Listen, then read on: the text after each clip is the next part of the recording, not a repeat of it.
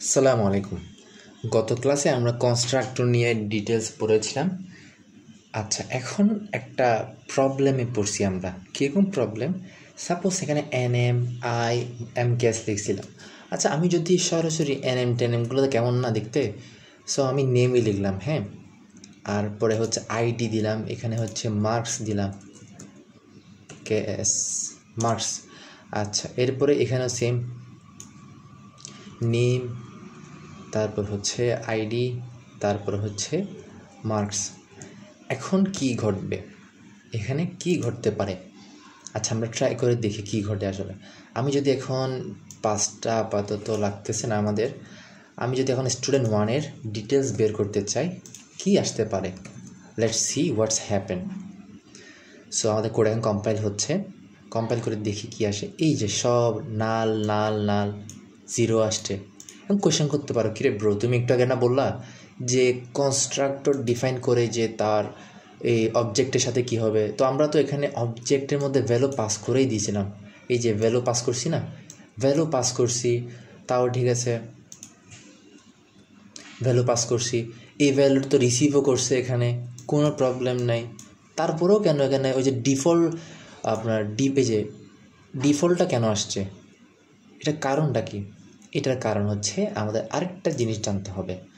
সেটা হচ্ছে আমরা ওই যে গত ভিডিও লাস্টে বারবার রিপিট করছিলাম না, যে এগুলো হচ্ছে ইনস্ট্যান্স ভেরিয়েবল, এগুলো হচ্ছে ইনস্ট্যান্স মেথড।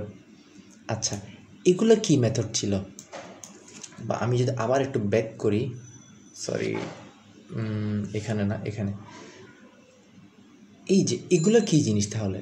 এই যেগুলো, এগুলো তো ইনস্ট্যান্স মেথড না, এগুলো হচ্ছে এই কনস্ট্রাক্টরের সম্পত্তি বা কনস্ট্রাক্টরের প্রপার্টিস।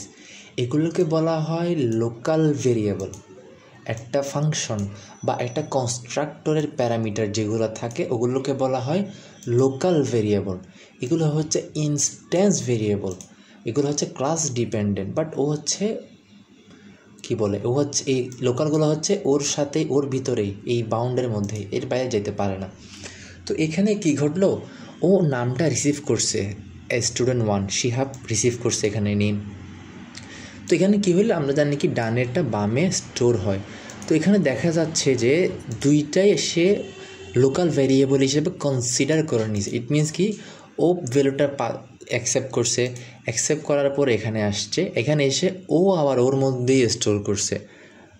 বুঝতে পারছি জিনিসটা? সেম এস আইডিটা, আইডি আর ওর নেম সেম, ও ওর মধ্যে স্টোর করছে, মার্কস ও ওর মধ্যে স্টোর করছে। এই কারণে কি হয়েছে, ও ওর মধ্যেই আছে, ও এই বাউন্ডের বাইরে, এই কনস্ট্রাক্টরের বাইরে যাইতে পারে নাই।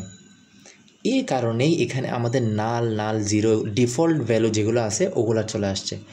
আচ্ছা, এটা একটা প্রবলেম। তাহলে একটা সলিউশন কি? এটা সলিউশন হচ্ছে একটা কিওয়ার্ড ইউজ করতে হবে।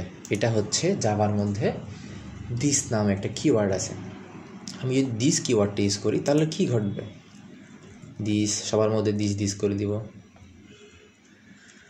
দিস। এখন কি হলো, সেটা হচ্ছে দিস যখন ইউজ করছি তখন সে তার লোকাল এরিয়া থেকে বের হয়েছে। এই যে নেমে দিস ডট সামথিং যখন লিখি, দিস ডট কোনো ভেরিয়েবল লিখি, তখন কী করছে, ওর স্কোপ বা ওর এরিয়া থেকে বের হয়েছে, বের হয়ে এইটাকে মিন করতেছে এখন। তাহলে দিসের ব্যাপারটা কি আমরা বুঝছি? দিস মানে কি? দিস মানে হচ্ছে ও ওর লোকাল ভেরিয়েবল থেকে বের হয়ে এখন ইনস্ট্যান্স ভেরিয়েবলের মতো আচরণ করতেছে। দিস কখন ইউজ করতে হয়? বেসিক্যালি যখন দেখবো যে আমরা লোকাল ভেরিয়েবল এবং ইনস্ট্যান্স ভেরিয়েবল দুইজনের নামই সেম হয়ে গেছে। ওই কারণে কী করতে হবে, আমাকে ওকে ইনস্ট্যান্স ভেরিয়েবল হিসেবে ট্রিট করতে হবে, ওটার জন্য দিস কিওয়ার্ডটাকে ইউজ করা হয়। আশা করি আমরা বুঝছি যে দিস ওয়ার্ডের কাজ কী। আচ্ছা, এখন কোয়েশ্চেন করতে পারো, যদি আগের অবস্থায় থাকতো তাহলে কি আমরা দিস ইউজ করতে পারতাম না? অবশ্যই পারতাম। ধরেন লোকাল ভেরিয়েবল আর ইনস্ট্যান্স ভেরিয়েবলের নাম ভিন্ন, এখানে তো সেম আছে, ভিন্ন।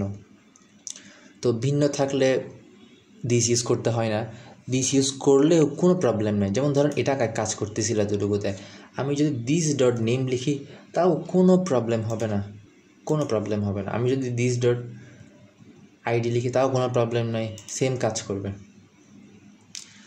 আমি আশা করি জিনিসটা বুঝাইতে পারছি। আমি যদি এখন রান করে দেখি কি আসে, এই যে আমাদের কি প্রিন্ট করতে চাইছিলাম, এই যে ডিটেলস এখন দেখব আমাদের আগের জায়গায় কোডটা ব্যাক করছে, এই যে শিহাব আইডি মার্কস এগুলা চলে আসছে এখন।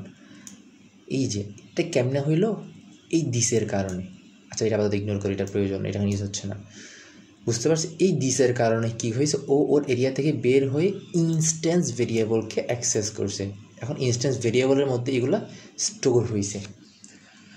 আমরা আশা করি বুঝছি যে দিস কিওয়ার্ডটা কী জিনিস। এটা খুবই ছোট একটা ভিডিও জাস্ট দিস কিওয়ার্ড নিয়ে। So that's all, thank you for watching.